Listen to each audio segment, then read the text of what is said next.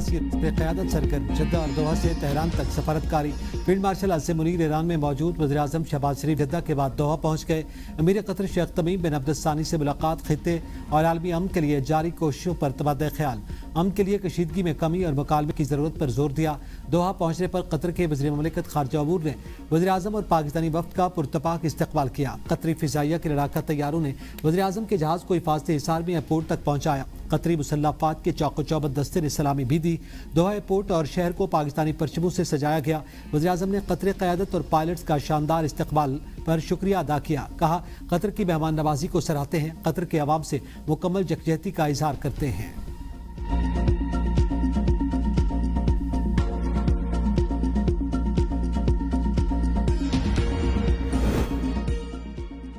وزیراعظم شہباز شریف کی سعودی ولی عہد سے 2 گھنٹے طویل ملاقات، جنگ بندی میں کردار اور اسلام آباد میں ہونے والے تاریخی امن مذاکرات سے متعلق حالیہ پیش رفت سے آگاہ کیا۔ کہا پاکستان امریکہ اور ایران کے درمیان پائیدار امن معاہدے کے لیے اپنی کاوشیں جاری رکھے گا۔ پاکستانی عوام اپنے سعودی بھائیوں کے شانہ بشانہ کھڑے ہیں۔ وزیر اعظم شہباز شریف نے سعودی ولی عہد کی جانب سے پاکستان کی امن کی کوششوں پر حمایت پر اظہار تشکر کیا۔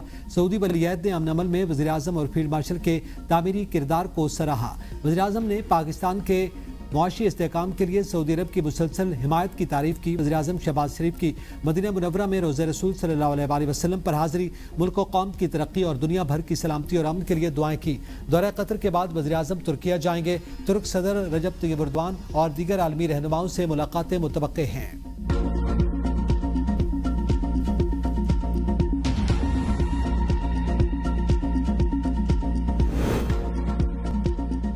فیلڈ مارشل سید عاصم منیر کا دورہ ایران، ایرانی وزیر خارجہ سے کے ہمراہ ملاقات کی۔ عباس عراقچی کہتے ہیں کہ فیلڈ مارشل عاصم منیر کو ایران میں خوش آمدید کہتے ہوئے بہت خوشی ہوئی۔ پاکستان کی جانب سے مذاکرات کی شاندار میزبانی پر اظہار تشکر کرتے ہیں۔ یہ ہمارے گہرے اور عظیم دو طرفہ تعلقات کی عکاسی کرتا ہے۔ خطے میں امن و استحکام کو فروغ دینے کے لیے ہمارا عزم مضبوط اور مشترکہ ہے۔ ذرائع کے مطابق امریکہ ایران مذاکرات کا اگلا دور اسلام آباد میں متوقع ہے۔ سیکورٹی اداروں اور اسلام آباد انتظامیہ کو انتظامات کرنے کی ہدایت۔ امریکہ ایران مذاکرات کے آئندہ شیڈول کا بھی اعلان نہیں کیا گیا۔ مذاکرات انتہائی خفیہ اور اعتماد کے ماحول میں ہوئے۔ پاکستان دونوں ممالک سے مسلسل رابطے اور مشاورت میں ہے۔ مذاکرات کی تفصیلات پر خاموشی فریقین کے پاکستان پر اعتماد کا مظہر ہے۔ ترجمان دفتر خارجہ طاہر اندرابی کی پریس بریفنگ، کہا وزیر اعظم شہباز شریف اور فیلڈ مارشل کی قیادت میں پاکستان نے ثالثی کردار ادا کرتے ہوئے فریقین سے رابطوں کے چینلز کھلے رکھے۔ پاکستان خطے میں سفارتی رابطوں، مذاکرات اور امن کے فروغ کے لیے اپنا کردار جاری رکھے گا۔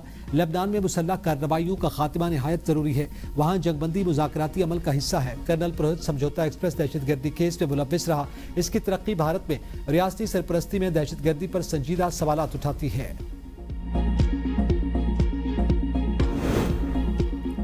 ایران سے اگلا مذاکراتی دور اسلام آباد میں متوقع ہے۔ پاکستان واحد ثالث ہے۔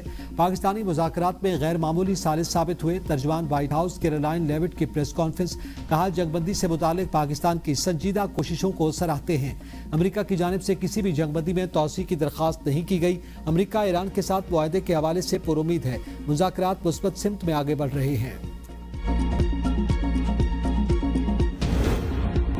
امریکہ اور ایران کے درمیان ثالثی کے کردار پر روس بھی پاکستان کا شکر گزار۔ ترجمان کرملن دمتری پیسکوف نے بھارتی میڈیا پر پاکستان کی تعریف کر ڈالی، کہا پاکستان نے ان مذاکرات کے لیے ماحول بنایا۔ روس پاکستان کا شکر گزار ہے۔ یہ پیش رفت خطے میں کشیدگی کم کرنے کے لیے اہم ثابت ہو سکتی ہے اور امن مذاکرات کی راہ ہموار کرے گی۔ ملکی دفاع مضبوط سے مضبوط تر، پاکستان نیوی کا مقامی اینٹی شپ میزائل کا کامیاب تجربہ۔ میزائل نے تیز رفتاری کے ساتھ طویل فاصلے پر اپنے ہدف کو انتہائی درستگی سے نشانہ بنایا۔ نیول چیف ایڈمرل نوید اشرف کا سینئر سائنسدانوں اور انجینئرز کے ہمراہ میزائل فائرنگ کا مشاہدہ۔ کامیاب تجربہ پاکستان نیوی کی دفاعی صلاحیتوں میں عام پیش رفت کا عکاس قرار۔ کوٹ میں واقع ایک مسجد اور مدرسے کی لائیو لوکیشن، جیو ٹیکنگ، تصویر اور ویڈیو بنانے کے لیے شاہد نے مجھے ٹاسک کیا اور اسی دوران میں گرفتار ہو گیا۔ میں نے نادانی میں اور اپنے مالی حالات کو مد نظر رکھتے ہوئے ان مقامات کی حساسیت کو نظر انداز کیا اور شاہد کی دی ہوئی ٹاسکنگ کو بخوبی سر انجام دیا۔ میں اپنے کیے پر بہت شرمندہ ہوں۔ आजाद कश्मीर से भारतीय खुफिया एजेंसी राग के लिए काम करने वाला करिंदा गिरफ्तार। इरफान ने बताया कि जून 2025 में शाहिद नामी शख्स से सोशल मीडिया पर राब्ता हुआ।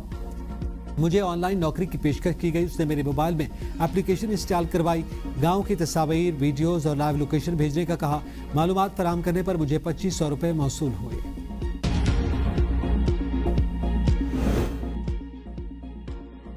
राग की फौजी तंसीबात और स्कूलों को निशाना बनाने की मनसूबाबंदी नाकाम बनाती गई। आईजी आजाद कश्मीर कैप्टन रिटायर्ड लियाकत अली मलिक की प्रेस कॉन्फ्रेंस कहा, इरफान नामी एजेंट भारतीय खुफिया एजेंसी राग के लिए काम कर रहा था। मुलजिम हसास तंसीबात की रेकी करता रहा, वीडियोस बनाता रहा। आजाद कश्मीर पुलिस ने पूरा नेटवर्क बेनकाब कर दिया। दुश्मन के नापाक अज़ाइम खाक में मिलाएंगे।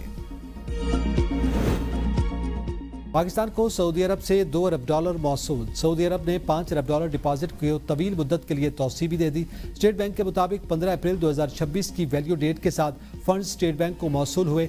सऊदी माली मवानत से पाकिस्तान के ज़र मुबादला ज़खायर में इजाफा हुआ।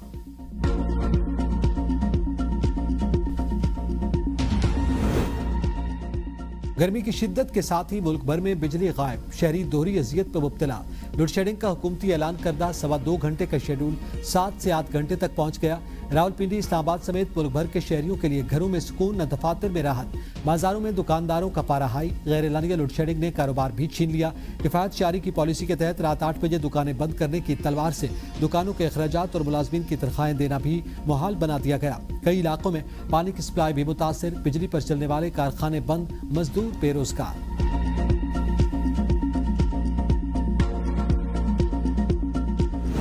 ना दिन में लाइट, जब दुकान करते हैं लाइट नहीं होती, जब घर जाते हैं लाइट नहीं होती।